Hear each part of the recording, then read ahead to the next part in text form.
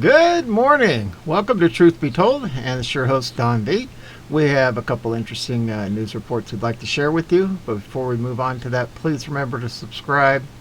90% of the people who watch my videos are not subscribers. It's completely free no matter what platform I have this on, Rumble, BitChute, or YouTube. I don't do this for the money. It's all about getting the message out and letting the channel grow. Without ado, let's move to the first one. The Biden State Department spills the beans, announces how many nukes the U.S. has to the world. Great. Biden's inept regime in the State Department announced the number of nuclear warheads the country has, reversing President Trump's policy, American Military News reported. On Tuesday, the U.S. State Department, under the former Vice President Joe Biden, publicly disclosed the size of the U.S. nuclear arsenal in a reversal from the policy under President Donald Trump to keep the true size of the U.S. arsenal a secret. In a press release, the State Department revealed as of 2020 the U.S. stockpile of nuclear warheads consisted of 3,750 warheads. The United States is releasing newly declassified information on the U.S. nuclear weapons stockpile to update the information previously released in September 2017. State Department press release states, increasing the transparency of states' nuclear stockpiles is important to non-proliferation and disarmament efforts, including commitments under the Nuclear Non-Proliferation Treaty, and efforts to address all types of nuclear weapons, including deployed and non-deployed, and strategic and non-strategic. The last time the U.S. government released its nuclear stockpile number was in March 2018, when it revealed it had 3,822 warheads as of September of 2017.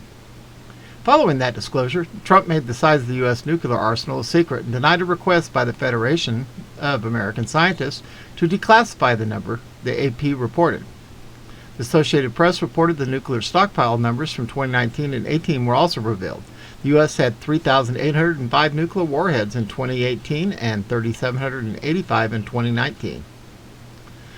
The Communist News Network reports.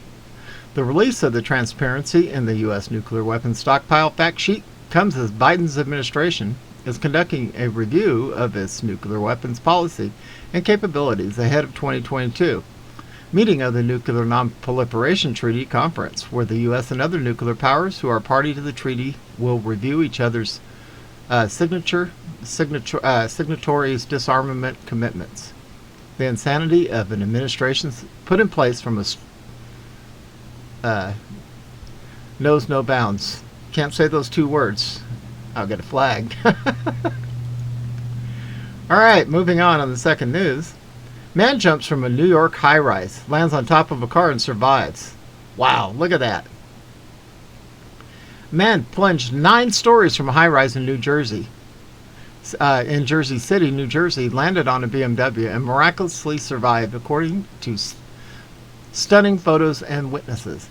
A man crashed through the roof of the Beemer, parked below 26 Journal Square at 10:20 a.m. Wednesday, then stood up with a broken arm and asked, "What happened?" Onlooker Christina Smith, 21, told the Post. "I heard a big boom and I didn't think it was a person at first," said Smith. "The back window of the car just busted out, exploded. Then the guy jumped up and started screaming. His arm was all twisted. I was like, oh my God," I was shocked. "It was like being in a movie," said Smith, who works in sales and had been strolling to a nearby McDonald's. She quickly called 911, then took jaw-dropping photos and videos of the aftermath, including graphic footage of a man screaming in pain with upper body injuries. He was rushed to a hospital by ambulance, and his condition was not immediately known Thursday. Police are investigating the incident, including whether he jumped, fell, or was pushed, according to NJ.com.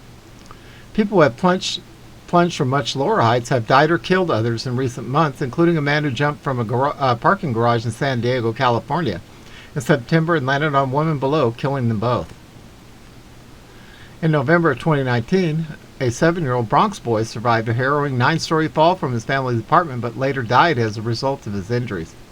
On Wednesday, Jersey City police briefly shut down roads near the high-rise, including the Journal Square Path Station and Hudson County Community College. The Jersey City Police Department did not immediately return calls Thursday. Let's see if we want to watch this.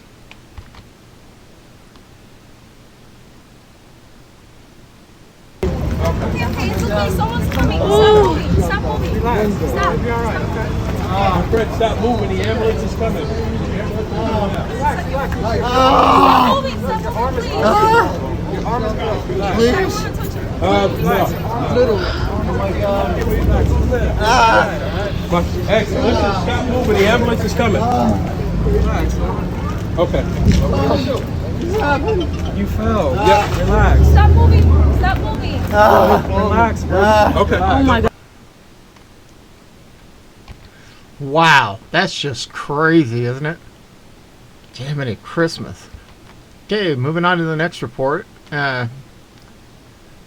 Says, how did Mr. Rothschild apply for a 19 test method patent in 2015 when 19 didn't exist? How did Richard A. Rothschild apply for a patent on a test for the 19 on 10/13/2015 when 19 didn't exist yet? Check out the dates. How do you apply in 2015 for a patent for a testing system on a disease almost 4 years before the disease had even been named? Just wondering. That's from Hal Turner Radio, and there it is right there. Interesting. Okay.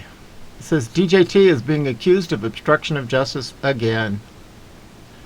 Everything that's old is new again. That's the feeling I got after seeing accusations of obstruction of justice flying around in the past day towards former Prez DJT. The former Prez has instructed several members of his White House, including Mark Meadows, to not comply with subpoenas from Representative Nancy Pelosi's partial January 6th committee. In response, the left-wing legal minds are going nuts. Oh, boo-hoo. That's Lawrence Tribe, the brilliant academic and lawyer who advised Flashbang to go ahead and illegally extend the eviction moratorium, a move that was eventually struck down by the Supreme Court. Tribe is also the genius that told Pelosi to hold on to the articles of impeachment against Trump in some ridiculous gambit to gain leverage over Mitch McConnell. In other words, he's an absolute mental derelict who's prone to peddling conspiracy theories and offering horrible legal advice. Then there was this legal analyst from MSNBC. They just keep recycling the same failed playbook. You do not need to be a lawyer to understand how subpoenas and privilege work, though apparently being one that appears on MSNBC actually decreases your understanding of the issue. Trump has the right to instruct his former executive employees to reject the subpoenas on the grounds of executive privilege. That will then be litigated in the courts, likely all the way to the Supreme Court. Is it a stalling tactic meant to continue through 2022, at which point Republicans likely take back Congress? Probably. But the January 6th committee is a joke and deserves to be shunned in every legal maneuver available. Yep. Do back to them what they would do to us. Further, even if you think a rejection of the subpoenas isn't legitimate and should be responded to without due process, the charge would be contempt of Congress, not obstruction of justice. That won't happen, though, because the current White House resident wants to preserve executive privilege for himself. As much as Flashbang hates Trump, he knows that he's going to need to make use of the same maneuvers at some point in the future. All presidents eventually do when faced with a Congress run by the opposition, and per every indicator, that's exactly what Slow Joe will be facing soon enough. In short, this is more far-left idiocy propagated by a willingness to completely misconstrue the facts in order to go after the bad orange man. They are never going to stop, and they believe legal protections do not apply to their enemies. The goal is to turn the January 6th committee into some kind of 2022 referendum.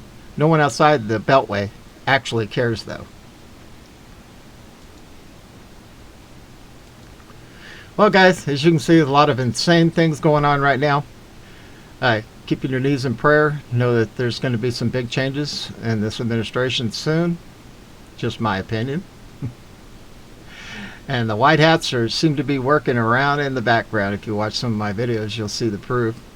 Hope everybody has a wonderful Friday and a great weekend. This is Don V broadcasting out of beautiful Arizona. Looks like we might be about 70 again today. Hope everybody has a wonderful weekend, and we are out of here.